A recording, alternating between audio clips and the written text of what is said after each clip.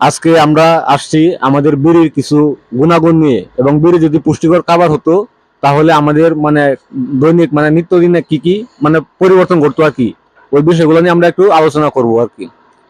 আচ্ছা কাহা, মনে করেন যে বিড়ি পুষ্টিকর খাবার, হ্যাঁ এখন যেমন আপেল পুষ্টিকর খাবার, ধরেন বিড়ি পুষ্টিকর খাবার, তাহলে আপনি কি করতেন?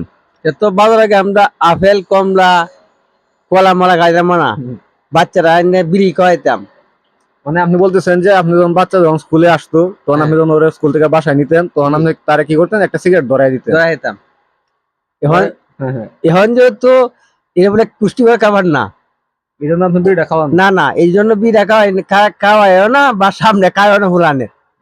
আর যদি পুষ্টিকর খাবার হইতো তো আগে আমি নিজে ধরাইতাম যে বাবা তুমি খাও, মাইরও দিতেন পোলা ভাতে।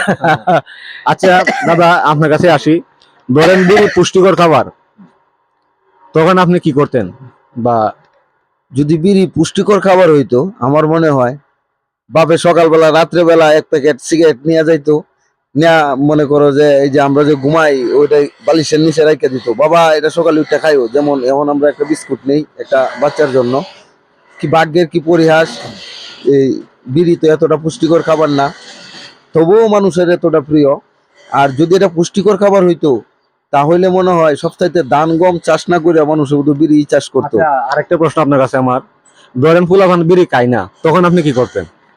তখন আমি জোর করে খাওয়াইতাম।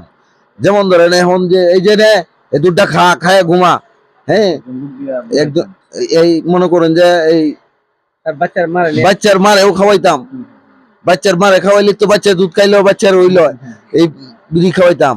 আবার এই দুধ খাইতো, ওই তো যেমন আমরা দুধ জোর করে মানুষরে খাওয়াই, এইরকম ভাবে মনে করো যে এই বিড়িও খাওয়াইলাম মানুষরে, আবার নেয়া কইলাম থইলাম এ বাবা এই বিড়ি আছে খাই। ভিউয়ার্স, আমরা আর একজনের মতামত নিব, আমরা ওনার কাছে সরাসরি চলে যাচ্ছি। দাদা, মনে করেন যে আপনার সন্তান, আপনার ছেলে অথবা মেয়ে, সে সিগারেট খাইতে অনীহা করে বা সিগারেট খাইতে চায় না, তখন আপনার করণীয় কি বা আপনি কি করতেন? যদি পুষ্টিকর খাবার হতো তাহলে আমি জুড়ে ধরে হইলেও খাওয়াইতাম, কিভাবে সেটা? পানিতে গুলে হইলেও খাওয়াইতাম, আমি গ্লাসে নিয়ে গুলে হইলেও নিয়ে খাওয়াইতাম। কিন্তু অন্ত পুষ্টিকর খাবার না, এটা খাইলে অসুস্থ হয় মানুষ, ক্যান্সার হয়, লাঞ্চ দুর্বল হয়, সবকিছুই এভরিথিং। যদি যদি পুষ্টিকর খাবার হতো, তাহলে আপনার ওটা তো একটা উপকারী দিক আছে, আপনি কি কি করতেন তখন?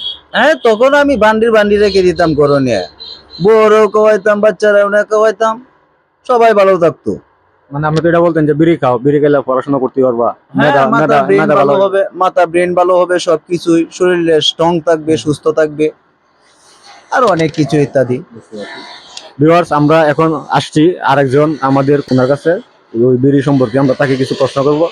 মনে করেন যে ভাই বিড়ি হচ্ছে আপনার পুষ্টিকর খাবার, তো আপনি কি করতেছেন? ডাক্তার ওষুধ দিল, বলছে যে আপনি এই বিড়ি খাইতে হইব, বিড়ি না খাইলে ওষুধে কাজ করতো না, তখন আপনার ওয়াইফ কিংবা আপনার ফ্যামিলির কোনো লোক সে ওই বিড়িটা খাইলো না, হ্যাঁ, তখন আপনি তারা কি বলতেন?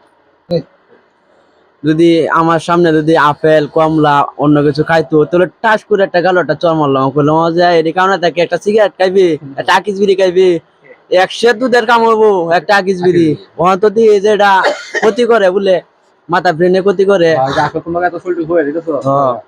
এটা তো কইতাছি, যদি উপকার হইতো তাহলে তো আমি নিজেও খাইতাম, দৈনিক 10 প্যাকেট 20 প্যাকেট একেবারে ধরে খাইতাম।